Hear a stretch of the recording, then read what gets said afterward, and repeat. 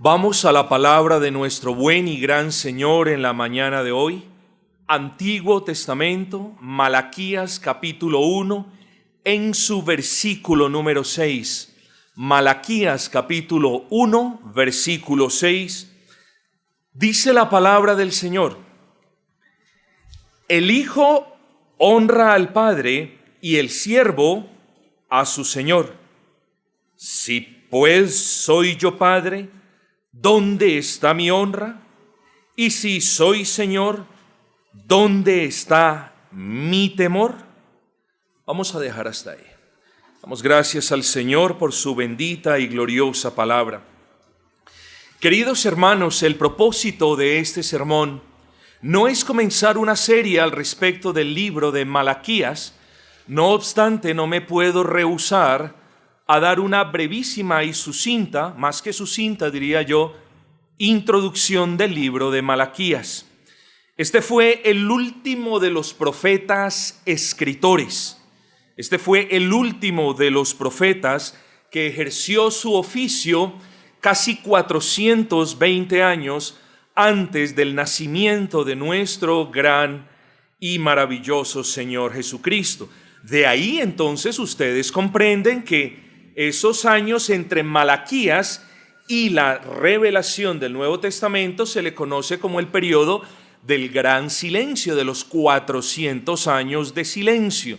Fue un tiempo en el que el Señor calló, al menos en el que el Señor no encapsuló en la Escritura ninguna revelación. No estamos afirmando de que el Señor no le habló a alguien o no trajo una manifestación especial para alguien. En aquellos tiempos eso era común, esa era la manera estándar, si se me permite hablar de esa manera, pero eso tenemos.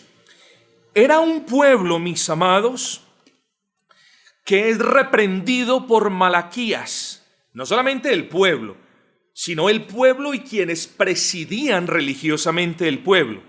Tanto los sacerdotes como el pueblo, y aún podemos ver desde comienzos del libro, cómo era reprendido o fue reprendido por el profeta Malaquías. ¿Por qué? Porque habían caído en una serie de malas costumbres, de prácticas antibíblicas, de cuestiones que Dios no había sancionado en su palabra. Entonces, Dios en su gran amor, en su gran benevolencia, le llama la atención a quienes hacen parte del pueblo y a quienes dirigían religiosamente al pueblo. Eso es lo que encontramos, exhortaciones al arrepentimiento de manera muy particular en este versículo o en este capítulo 1.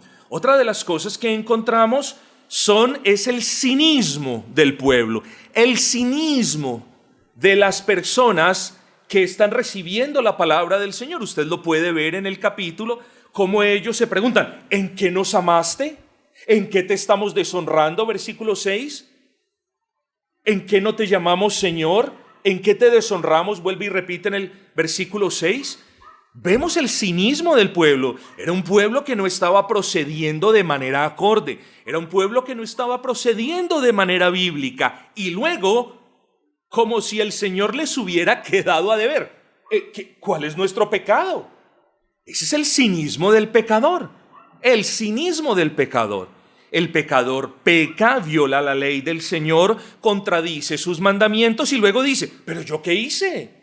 Yo estoy andando bien. Y ahí entonces, una vez más, nos damos cuenta la veracidad absoluta de la palabra del Señor. Hay personas que se creen sabias y justas en su propia opinión, mas no así delante del Señor. En este contexto de Malaquías, cuando ustedes leen el capítulo 1, mis amados hermanos, se van a encontrar un reclamo, y es el reclamo tocante a las ofrendas. Y esto es bueno, hermanos, para recalcar que el pueblo se encontraba bajo la ley ceremonial. Eran un conjunto de leyes que Dios le había dado a los judíos por medio de Moisés, un conjunto de leyes y de ceremonias que tenían como propósito ilustrarle al pueblo al Mesías venidero. Cada una de las cuestiones del templo tipificaba un atributo del Señor. Por ejemplo, el color carmesí de las cortinas alrededor del templo tipificaban la sangre que habría de derramar el Salvador. La gloria que se veía en algunos de los instrumentos tipificaba la gloria de Cristo en su vida. Luego, mis amados hermanos, era obligación para los judíos obedecer esa ley ceremonial. Y parte de esa ley ceremonial, y una parte muy importante, por cierto, quizás la más importante de todas, era la cuestión tocante a las ofrendas, a lo que el pueblo traía para los sacrificios. Esas cuestiones debían ceñirse a esa ley ceremonial. Por cierto, todos nosotros sabemos que como creyentes del nuevo pacto, si es que usted ha creído en Cristo, si ha abrazado a Cristo, si el Señor da testimonio de que usted ha sido perdonado mediante la fe en Cristo, es oportuno recalcar que nosotros no estamos bajo la ley ceremonial. Eso queda claro. Hay principios de la ley ceremonial que continúan aplicándolo, pero principios, no leyes per se como tal. Luego, por eso nosotros no hacemos sacrificio, y por eso lo que demanda el Señor del creyente del nuevo pacto, del Nuevo Testamento, ¿qué es? ¿Que traigamos corderos? ¿Que el que no tiene traiga palomitas? No, el Señor demanda que nosotros traigamos un corazón contrito y humillado. Esa es la ofrenda que el Señor nunca rechaza. Esa es la ofrenda que el Señor siempre acepta. Esa es la ofrenda que desde siempre al Señor le ha agradado que su pueblo traiga. Entonces, mis amados hermanos, había un reclamo, volviendo al tema, había un reclamo de parte de Dios por medio del profeta Malaquías. Un reclamo porque las ofrendas no se estaban ejecutando de acuerdo con la ley del Señor. Habían ofrendas voluntarias y habían ofrendas de carácter obligatorio. Para quienes deseen ahondar y quienes deseen leer un poquito, las ofrendas voluntarias eran la ofrenda del holocausto, Levítico 1, la ofrenda de la oblación, Levítico 2, la ofrenda de la paz, Levítico 3, y las ofrendas de carácter obligatorio era la cuarta y la quinta, por así decirlo, que era la ofrenda del pecado, que tenía como propósito la expiación de los pecados no intencionales o sin culpa, y la ofrenda de la expiación, que tenía como propósito tipificar la expiación de la culpa. El punto, mis amados hermanos, que el reclamo que el profeta, y esto es importante porque aquí ya comenzamos, el reclamo que el profeta le hace al pueblo en nombre de Dios se debía a que estaban trayendo los animales que las ofrendas demandaban de una manera inapropiada. ¿A qué hago referencia? En todas las ofrendas, salvo en una, que es la de la oblación, en la que no era o no se requería un animal sin mancha, sino vegetales y cereales. Es importante eso. Algún día lo estudiaremos, hermanos. Tiene su importancia. Nada hay en la palabra que no sea de importancia para nosotros. Pero en todas las demás ofrendas Dios demandaba algo, y era que el sacrificio del animal que Él demandaba en cada ofrenda se llevase a cabo con un animal sin mancha. Es decir, el sacerdote debía proceder con el sacrificio cuando el oferente traía el animal de una manera correcta, como Dios lo demandaba. ¿Y qué estaba pasando? Que primero el pueblo no estaba trayendo lo mejor de sus animales, y que segundo los sacerdotes estaban oficiando estas ceremonias con lo que ellos les traían, como por no dejar. Y por eso Dios les hace el reclamo tanto a unos como a otros. Hermanos, ojo con esto. Estas cuestiones ahora espero que el Señor las aplique al corazón. Pero estas cuestiones no eran un capricho de Moisés, no fueron invención del sacerdote, no fueron la idea de los levitas. La exigencia del animal sin defecto era una exigencia de Dios, y cuando Dios exige algo en su palabra, ni usted ni yo estamos en la libertad, o estuviésemos si nosotros hubiésemos pertenecido al pueblo, de traer un animal que a nosotros nos parezca, ni en el estado en que a nosotros nos parezca.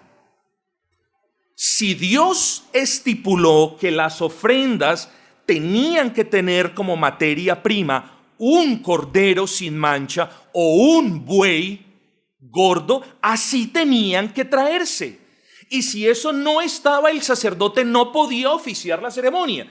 Pero entonces habían descendido los oferentes al pueblo y el que ofrecía en nombre de ellos, el sacerdote, a un nivel sumamente bajo, donde animales patiquebrados, donde animales cojos y ciegos eran traídos como si el Señor fuese plato de segunda mesa, mis hermanos.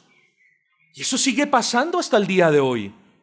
Las personas traen las sobras de su tiempo, las sobras de las bendiciones, las sobras de lo que tienen, como si el Señor fuese plato de segunda mesa.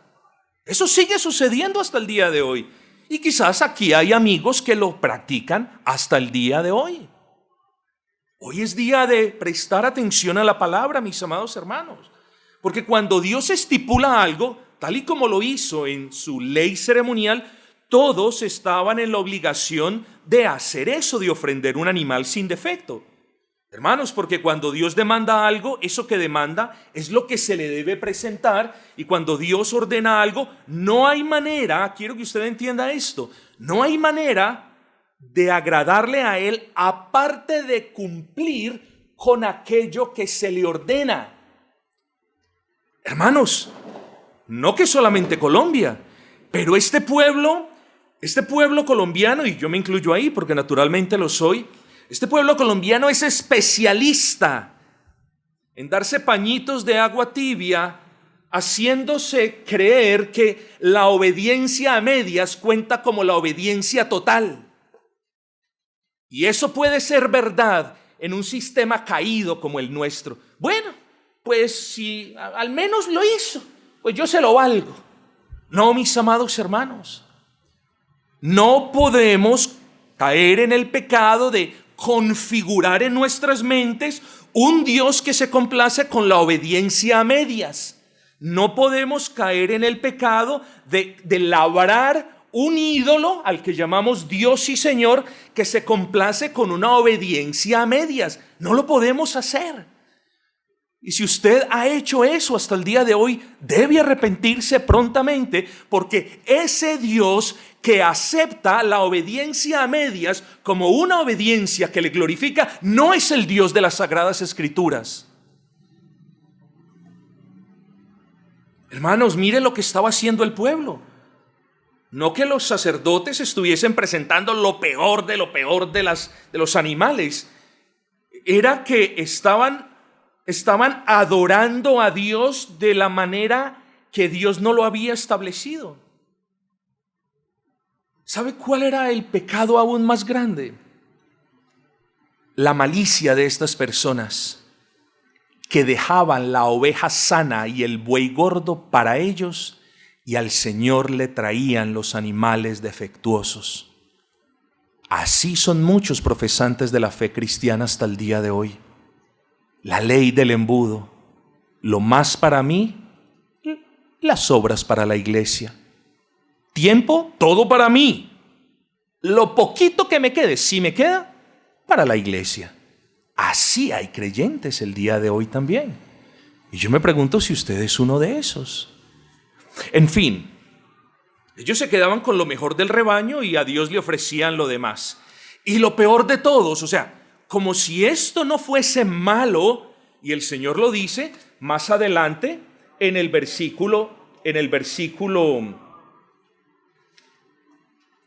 versículos subsiguientes, el Señor dice más adelante, ¿no es esto malo?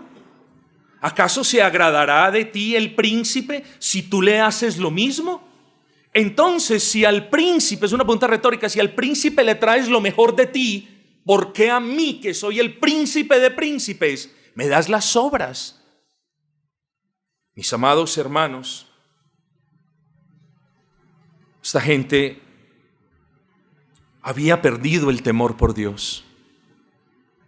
Temían más al príncipe, querían agradar más al príncipe que al Rey y Señor de todos ellos. Y es esa la razón por la que Dios trae esta advertencia. Es esa la razón por la que Dios desafía al pueblo con la esperanza de que el pueblo retorne a sus cabales, se arrepienta y comience a hacer lo que es recto delante de Dios, no delante de ellos mismos. Y es esa la razón por la cual el Señor les dice: oigan, ustedes me llaman Padre.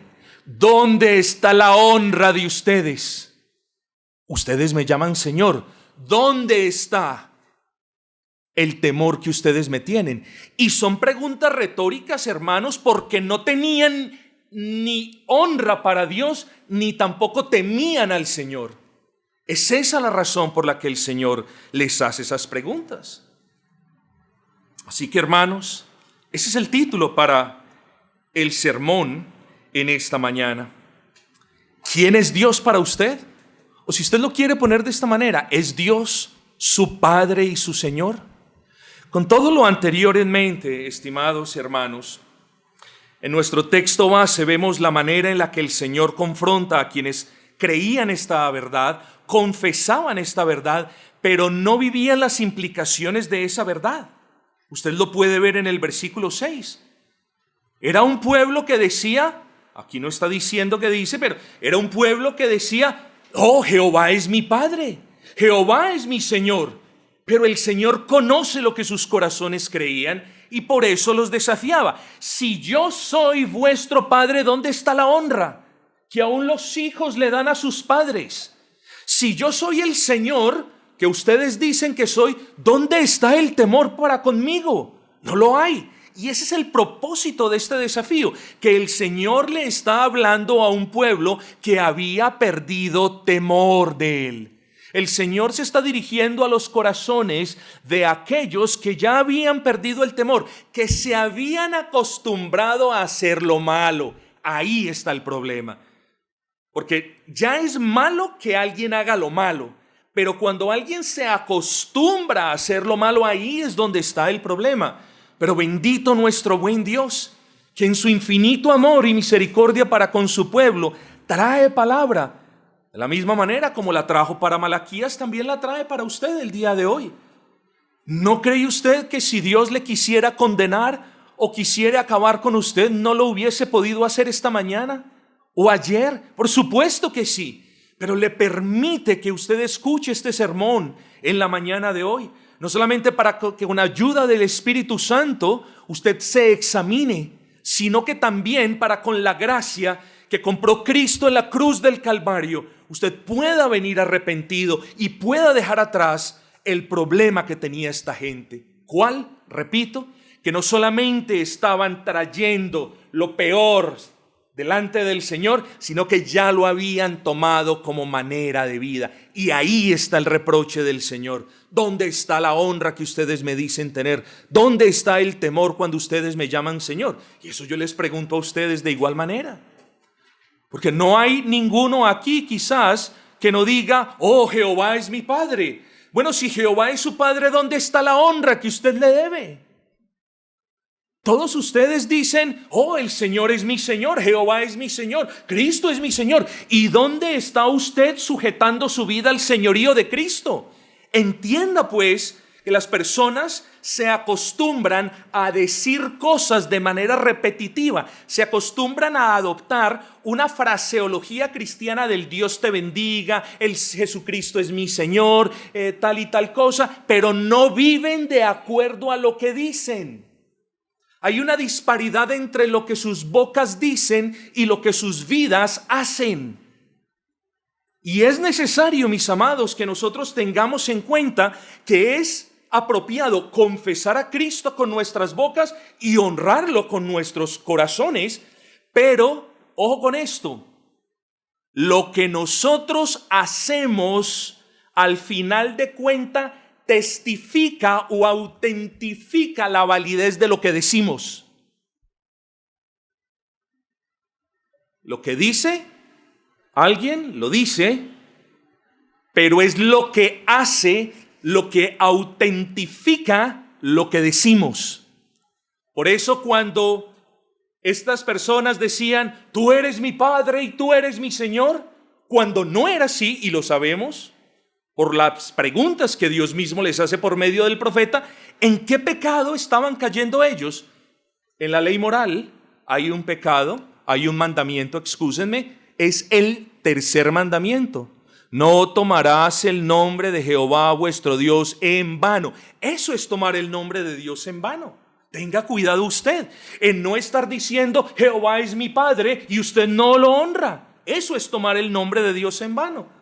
No tome el nombre de Dios en vano diciendo es que Cristo es mi Señor y usted no ha sujetado toda su vida a los pies de Cristo. Eso era lo que pasaba en aquel entonces.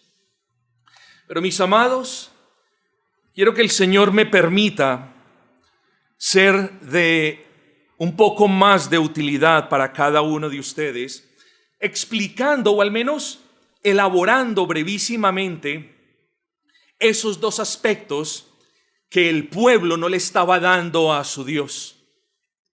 El aspecto de la honra y el aspecto del temor. Porque de eso, a la luz de este versículo que consideramos, de eso se trata la vida cristiana, de honrar a Dios y de temer al Señor.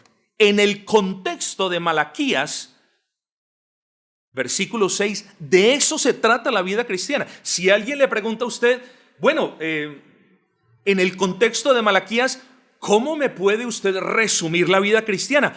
Sí, la vida cristiana en el contexto de Malaquías, particularmente del versículo 6 del capítulo 1, trata de honrar a Dios y de temer a Dios. Ahora, eso ya lo dice el texto, no quiero insultar su inteligencia.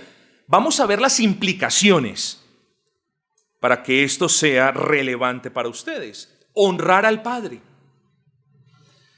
Honrar a Dios tiene varias implicaciones, mis amados. Y cuando hablamos de honra, en primer lugar hablamos de respeto. Anótelo, señálelo, subráyelo. Así que cuando el profeta dice, ¿dónde está mi temor? ¿Dónde está mi honra? Excúsenme, que es lo primero que él reclama. Nosotros debemos pensar, yo debo honrar al Señor y lo primero que yo debo hacer para honrarlo es respetarlo. Hay veces estas palabras tan sencillas no las podemos relacionar muy bien con un Dios invisible, eterno, soberano, cercano, sí, pero no las podemos relacionar muy bien. ¿Cómo yo respeto a Dios? Bueno, el verdadero hijo respeta a su padre, ¿no es así? Porque cada uno de nosotros hemos sido hijos o somos aún hijos.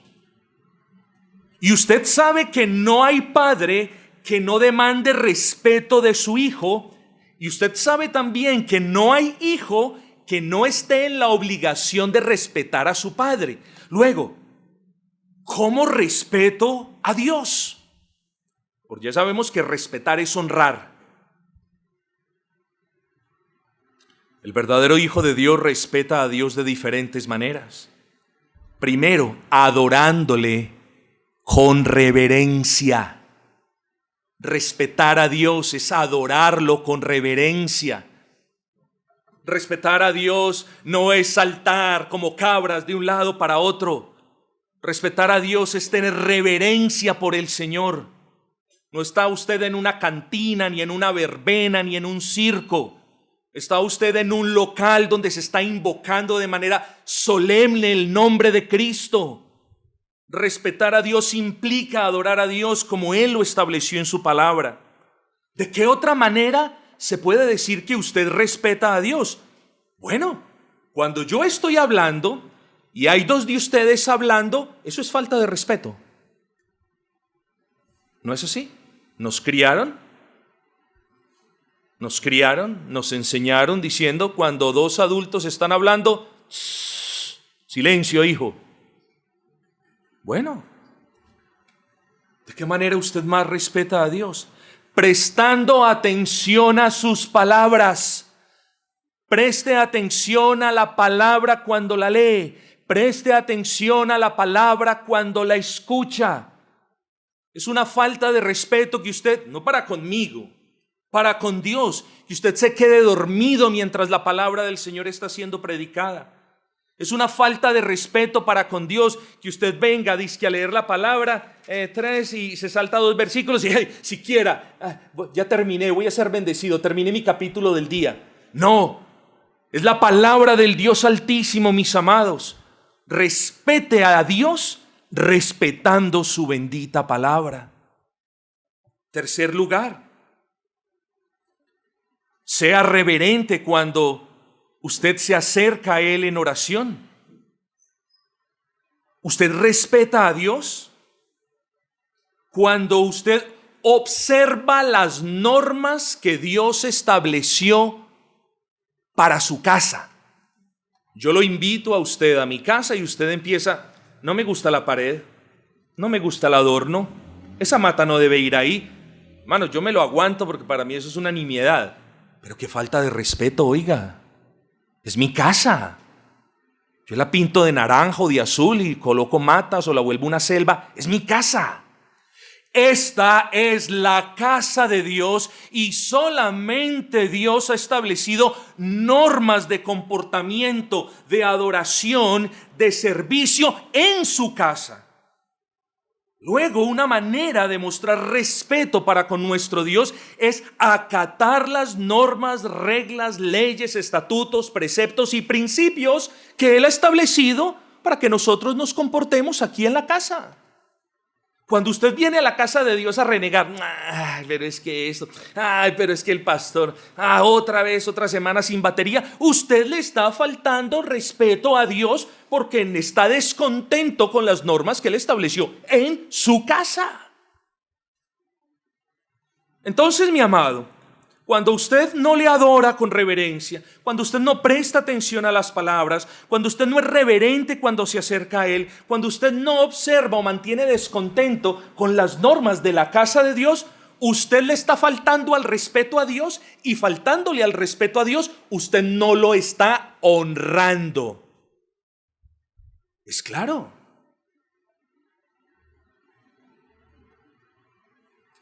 Entonces, cuando Dios le pregunte a usted en esta mañana, ¿dónde está mi honra? Una de las cosas que usted se debe preguntar es, ¿estoy adorando a Dios como Él lo estipuló? ¿Estoy prestando atención a la palabra predicada? ¿Estoy teniendo reverencia delante del Señor en mi oración? Oh, hermanos, hay que pensar en esas cosas. Pero además de respeto, honrar a Dios implica amarlo. Amar al Padre es honrarlo. Es cierto, Dios es honrado cuando le amamos y nosotros le amamos cuando pensamos en Él, cuando meditamos en su grandeza, cuando deseamos estar en comunión con Él, cuando amamos su palabra, cuando amamos los hermanos, cuando amamos la iglesia. Sí, eso es verdad. Pero sobre todas las cosas, nosotros honramos al Señor cuando demostramos nuestro amor por Él. ¿Y cuál es la manera por excelencia en la que nosotros demostramos amor por Dios? Obedeciendo la palabra de Dios. Luego, cuando usted conoce qué es lo que dice la palabra y a propósito se empeña en no hacer lo que dice la palabra, usted no está amando a Dios. Usted puede decir, recordemos que el problema de estos sacerdotes era que hablaban mucho, pero hacían lo opuesto. Bueno, tenga cuidado, porque usted dice, yo amo a Dios, yo amo a Dios, yo amo a Dios, pero recuerde que la manera por excelencia de nosotros demostrar nuestro amor por Él es esforzándonos por obedecer su palabra. Es la obediencia, mis amados hermanos, y no una obediencia como la de los sacerdotes, a medias. Debe ser una obediencia esforzada. Si bien nunca vamos a tener una obediencia perfecta, siempre sabemos que lo que nos falte de obedecer, lo completó ya Cristo, mis amados hermanos. Pero la obediencia a medias no es agradable a Dios. La obediencia en mi tiempo no es agradable a Dios. La obediencia a mi manera no es agradable a Dios. Hermanos, esto suena duro y en realidad entiendo que para algunos lo sea. Pero hermanos, ¿cuándo vamos a entender que cuando hablamos de obediencia a Dios, o es a la manera de Dios o no es obediencia? ¿Cuándo vamos a entender eso, hermanos? El día que lo entendamos y el día que nuestros corazones humildes lo acepten, ese día hay esperanza, o aún mayor esperanza de agradarle más. Pero mis amados, la honra, además de manifestarse por el respeto y por el amor que se manifiesta a su vez en obediencia, la honra se manifiesta por medio de gratitud. Imagínense ustedes a un padre que se levanta en la mañana, que va a trabajar, tiene un trabajo en una cantera picando piedras, le toca bastante difícil, trabaja arduamente para que su hijo tenga una educación, para que su hijo tenga los alimentos que requiere, y su hijo no quiere esos alimentos, sino los alimentos del vecino. Yo creo que una de las mayores tragedias que pueden existir en un hogar es un hijo descontento con lo que el padre pone en la mesa. ¿No es así? Bueno, cuando usted no está contento y agradecido con las providencias de Dios, usted está deshonrando a Dios, mis amados. Repito, cuando usted no está agradecido por los tratos de Dios para con usted, por las providencias de Dios que lo afectan a usted, usted está deshonrando a Dios, usted está descontento con lo que está dando Dios. Cuando usted mantiene aburrido, cuando usted mantiene codiciando lo que Dios no ha dado, usted está deshonrando a Dios. ¿Por qué? Porque no está agradecido con lo que Él le da. Luego, mis amados, hablar de honra para con Dios es hablar de respeto, y hablar de respeto es hablar de una serie de cuestiones que ya vimos. Hablar de honra para con Dios es hablar de amor, y hablar de amor para con Dios es hablar a su vez de obediencia. Y hablar de honra para con Dios es también hablar de gratitud, de agradecimiento, de confianza, de contentamiento. Luego, mis amados, este pueblo era un pueblo que no honraba a Dios. Era un pueblo que no respetaba a Dios. ¿O creen ustedes que traer un cordero chueco, patiquebrado, cojo o ciego es honrar a Dios? No, eso es tratar de burlarse de Dios. Y eso hacía este pueblo. Este pueblo decía, te amo, muy seguramente. Este pueblo amaba a Dios. Amar a Dios se manifiesta en obedecer a Dios, y eso no lo estaba haciendo este pueblo. Pero mis amados, pasemos ya al segundo tema. Recuerden, la vida cristiana es acerca de honrar al Padre y de temer al Señor. Es el asombro reverente. ¿Qué es el temor? Es el asombro reverente que nosotros tenemos cuando meditamos en la inmensidad e infinitud, en la bondad y en la justicia del Señor. Quien teme al Señor, hermanos, tiembla ante su palabra. Y no les hablo de un temor cuyas rodillas se junten y vuelvan y se separen. Hablo de un temor reverente en el corazón. Quien lee la palabra del Señor debe ser consciente de que no está leyendo la palabra de un juez, sino del Creador mismo. Si nosotros tenemos en una baja estima la palabra, tendremos en una baja estima a Dios, y lo contrario también es cierto. Si nosotros no tenemos en una alta estima a nuestro Dios, la palabra es poca cosa para nosotros. Pero el que teme a Dios tiembla cuando lee la palabra de Dios. Quien teme al Señor teme el cumplimiento de sus advertencias. ¿Sí? Se esfuerza en obedecer su palabra, no solamente porque ama al Señor, pero también teme el castigo a causa de desobediencia. Ojo con esto, vivimos en una sociedad, y espero que ninguno entre ustedes sea así, pero quizás lo hay, que el Espíritu Santo lo redarguya si es el caso. Pero vivimos en una sociedad, mis amados hermanos, y en tiempos malos, en los que Las personas que no temen al Señor piensan de esta manera. No, Dios es bueno. Dios no me va a castigar. Eso es no temer a Dios. Cuando usted está a punto de hacer algo malo y lo hace, eso es no temer a Dios. Cuando usted sabe que no puede hacer algo y lo hace, eso es no temer a Dios. Usted no teme a Dios, o las personas en estos días no temen a Dios porque siempre creen que Dios sí lo va a castigar, pero no tan severamente. ¿Es usted la persona que regula cómo, cuándo y de qué manera es castigado? Eso es no temer a Dios. El que teme a Dios teme a ese Dios soberano que es amor, pero que igualmente es justo y que no puede tener por inocente al culpable. Es más, el que teme a Dios se esfuerza por abstenerse de pecar porque sabe que el pecado tiene consecuencias. ¿Dónde está el temor?, dice el Señor. ¿Dónde está el temor que ustedes, dirigentes religiosos, me tienen a mí? ¿Dónde está el temor de este pueblo que me dice, Señor, Señor? No hay temor. No hay temor, porque este pueblo sigue como si nada. Mucha parte del cristianismo de esta época se ha construido un Dios que no es Señor, sino siervo.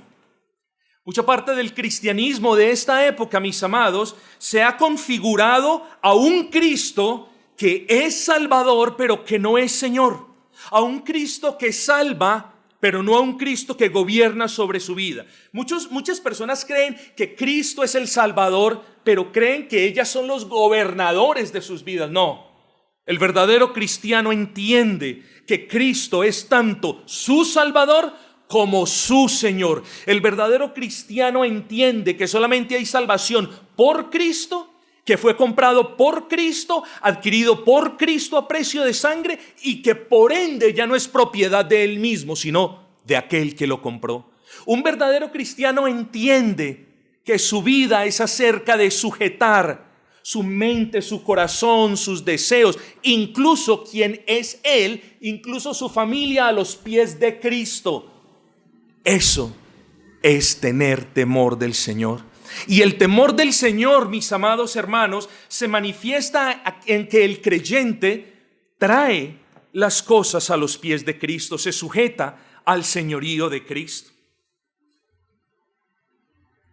Recordemos que como Rey, Cristo tiene dominio sobre cada uno de los redimidos, y como Señor, Él demanda su servicio.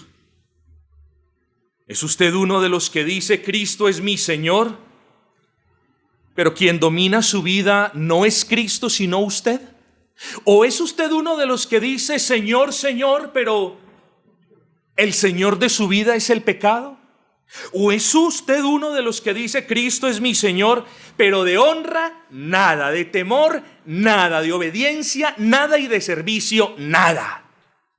Ese no es su Señor. Usted es su Señor. Cuando uno tiene en realidad un Señor, mis amados, le honra, le teme, le sirve y le obedece. No se le olvide.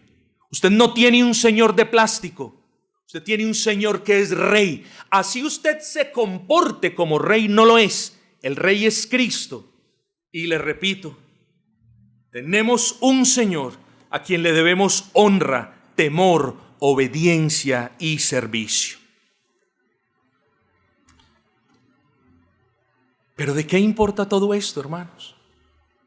¿De qué importa que usted, me acerco hacia la conclusión, de qué importa que usted confiese que Dios es su Padre y que Cristo es su Señor, cuando esa confesión no va acompañada de una obediencia que lo autentica? Yo quiero que usted hoy entienda que lo que usted dice en realidad poco importa si no hay una obediencia que autentique sus palabras son verdaderas. Haga de cuenta la notaría, usted lleva un documento, es verdadero, sello, está autenticado. Lo mismo, sus palabras solo son palabras vanas, huecas e incluso palabras que ofenden al Señor, si no van acompañadas de una obediencia que le glorifique. No se le olvide eso. Nuestras palabras incluso pueden llegar a ser de ofensa para el Señor cuando no van acompañadas de una obediencia que le glorifique. Y tenga cuidado también, porque usted ve a los incrédulos allí afuera, desbocados, negando la existencia de Dios con sus bocas y con sus vidas. Tenga cuidado, mi amado, porque usted como creyente también puede negar la existencia de su Padre. ¿Y cómo la niega? Cuando no honra al Padre y cuando no teme a su Señor.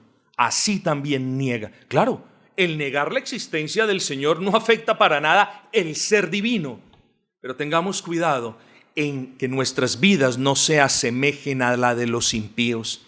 Ellos con sus bocas dicen algo y son consistentes con sus vidas, ¿no es así? Bueno, que el creyente no le suceda lo opuesto, que con sus bocas dicen, Cristo es mi Señor, pero que sus obras testifiquen de que Él en realidad no lo es. Quizás hay personas en este local que no honran a Dios, pero que sí abren sus bocas a diario para decir, Él es mi Padre. Quizás hay personas en este local que no obedecen a Dios o que se han acostumbrado a obedecerle a Dios a medias, pero todas las mañanas abren sus bocas para decir, Señor, Señor. Es posible que en este local hayan personas en la misma situación de los sacerdotes de hace más de 2400 años diciendo, Jehová es mi Padre y Él es mi Señor. ¿Es eso cierto en realidad? ¿Es cierto lo que usted dice? Bueno, depende a quién le pregunte. Si usted se pregunta a usted mismo, persona que quizás no se congrega constantemente, persona que quizás no obedece diligentemente, persona que quizás no sirve abnegadamente, persona que quizás no ama entrañablemente, es probable que usted se diga, sí, Jehová es mi Padre y el Señor es mi Señor, sí, yo no tengo problema con eso. Oh, querido amigo, pero tenga cuidado, porque si usted le pregunta al que no le va a mentir, si usted que no se congrega, que poco obedece, que poco sirve, que poco ama, el Señor le va a responder, ¿sí? Si pues yo soy tu Padre, ¿dónde está mi honra? Y si soy tu Señor, ¿dónde está el temor que me debes? No se pregunte a usted mismo para que no caiga en la tentación de engañarse, de responderse falsamente. Abra la palabra de Dios, abra Malaquías en su capítulo 1, en su versículo 6, y coteje lo que usted dice con lo que usted hace a la luz de este pasaje. Y antes de terminar, quiero hacerles una última pregunta, si se me es posible. ¿Es usted un incrédulo? Es decir, usted viene a la congregación, pero usted no ha venido delante del Señor Jesucristo en arrepentimiento. ¿Es usted una persona que aún no ha creído en Cristo para perdón de pecados y vida eterna? ¿Es usted una persona que aún no ha venido corriendo a la cruz del Señor para pedir perdón por la magnitud de sus pecados? Bueno, yo le pido un favor, pero no por mi bien, sino por el suyo. No diga más, Dios es mi Padre.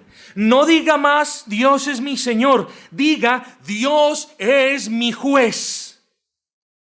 Dios es el juez que me va a castigar severamente por mi impenitencia. No se engañe diciendo, es que Dios es mi papá. Es que el Señor Jesucristo es mi Señor. No, si usted no ha corrido a los pies de Cristo en arrepentimiento e en fe, insisto, no le llame más algo que Él no es para usted. Él es su juez. Pero gracias a Dios, hoy podemos predicar el Evangelio. ese mensaje de autoría divina, ese mensaje de esperanza para el perdido, ese mensaje de gozo para el triste, ese mensaje de esperanza, repito, para el caído, ese mensaje en el que no le toca hacer a usted nada, sino prestarle atención, abrazarlo con su corazón y depositar su vida en Cristo. Porque es un mensaje que no es acerca de usted, es un mensaje de Cristo. Es el mensaje que Dios le dio a toda la humanidad, en el que ellos podrían reconciliarse con Él, Dios justo, por medio de la fe en Cristo. Porque ninguno de nosotros puede reconciliarse con Cristo, porque ninguno de nosotros puede hacer algo para obtener el perdón de Dios, porque ninguno de nosotros puede vivir la vida justa y perfecta que sí vivió Cristo.